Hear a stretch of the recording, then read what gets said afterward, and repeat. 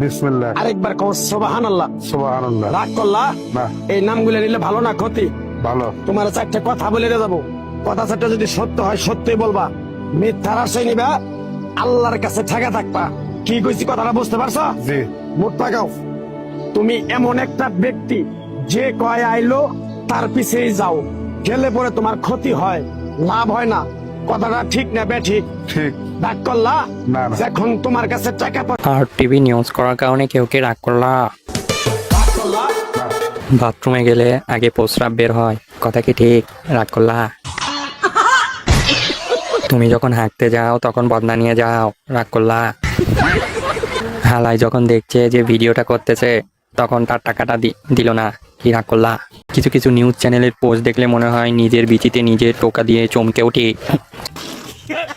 কবিরাজ সবার ভাগ্যের উন্নতি করতে পারে, শুধু নিজেরটা ছাড়া, কি রাগ করলা? এমন কবিরাজ আমার কাছে আসছিল আমার ভবিষ্যৎ বলতে, আমি উল্টো তার ভবিষ্যৎ দেখাই দিছি।